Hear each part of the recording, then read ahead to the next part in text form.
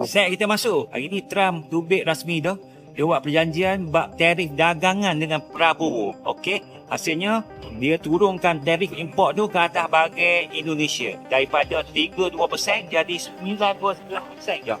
Okey, cuma barang-barang Amerika pergi masuk Indonesia pula memang terbaik. Langsung tak kena bayar apa. Zero tarif. We will pay no tariffs. So they are giving us access into Indonesia, which we never had. That's probably the biggest part of the deal. And the other part is they are going to pay 19% and we are going to pay nothing.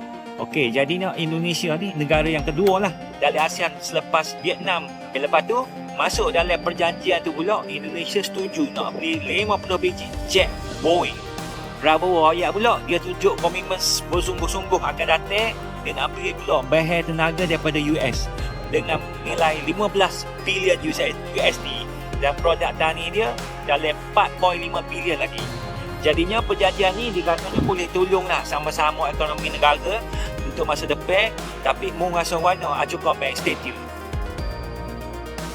Malaysia dan Amerika Syarikat telah menjalinkan hubungan diplomatik sejak tahun 1957. Sehingga kini kedua-dua negara memang teruskan hubungan perdagangan dan pelaburan yang harmoni dan progresif. Sehubungan dengan ini, kerajaan sedang berusaha mengambil langkah proaktif dalam mengekalkan serta mengeratkan lagi hubungan perdagangan dan pelaburan dua hala yang baik dan dinamik dengan Amerika Syarikat supaya tidak dikenakan kenaikan tarif seperti yang berlaku kepada China, Kanada dan Mexico. Tarif Indonesia dan US akan daripada 32% kepada 19%. Indonesia dapat pengurangan sekitar 13% tarif. Dia dapat masuk ke pasaran Indonesia dengan lebih mudah. Indonesia akan membeli pesawat Boeing 50 biji dan hasil pertanian dan hasil tenaga sehingga 40 bilion dolar daripada US. So dalam kes ni, Amerika dapat pasaran baru. Tapi Indonesia setakat ni lah kita nampak dia hanya dapat pengurangan tarif. US ada sebut lah yang Indonesia ada pasaran copper yang bagus dan mungkin in future mereka akan deal untuk membeli copper daripada Indonesia dengan lebih banyak dengan kapasiti tarif yang rendah ataupun kosong tarif untuk produk copper. Mungkin itu akan memberi kelebihan kepada Indonesia lah. Untuk kita, Malaysia, penting kita melihat kepada kes ini dengan lebih dalam kerana kita sekarang ni dalam proses negotiation untuk pengurangan tarif juga. Kita 25% sekarang. Adakah kita berjaya dapat kurangkan ataupun tidak? Yang lebih penting adalah supaya kita dapat buat satu negotiation yang munasabah dan tidak mengganggu gugat pasaran sedia ada kita di Malaysia.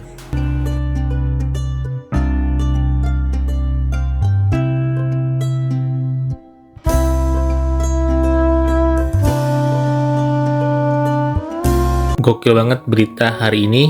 Malaysia pada heboh karena katanya Trump sudah menurunkan tarif impor Indonesia yang awalnya 32%, sekarang jadi cuma 9% doang.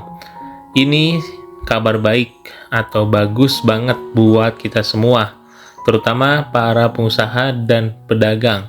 Pasti harga barang-barang impor jadi lebih murah, biaya masuknya berkurang banyak. Siapa yang nggak senang coba kalau harga kebutuhan sehari-hari jadi lebih terjangkau. Ini juga bisa jadi dorongan buat ekspor kita makin laris manis di Amerika Serikat.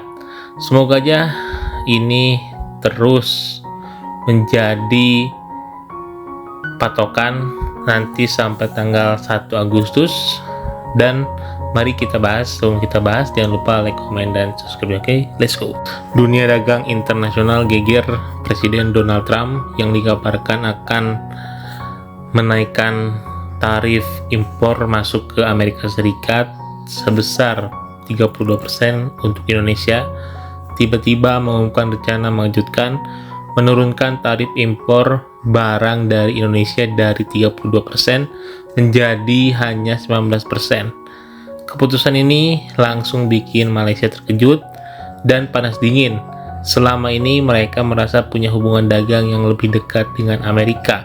Tapi kenyataannya justru Indonesia yang diberi hadiah istimewa oleh Trump. Dalam pernyataannya, Trump menyebut Indonesia sebagai mitra ekonomi yang kuat dan penuh potensi.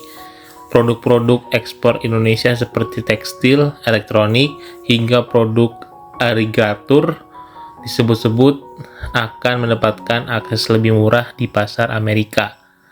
Malaysia mulai panik. Para analis di negeri jiran ramai-ramai bertanya, kenapa bukan Malaysia yang diprioritaskan?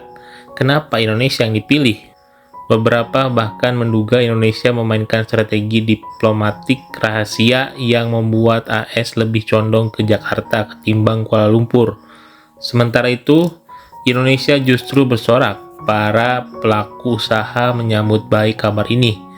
Penurunan tarif impor bisa meningkatkan daya saing produk Indonesia dan memperluas pasar ekspor secara pasif. Apakah ini bertanda Indonesia makin dilirik dunia atau langkah strategis Trump untuk menarik dukungan Asia Tenggara? Yang jelas, Malaysia mulai cemas, Indonesia makin percaya diri.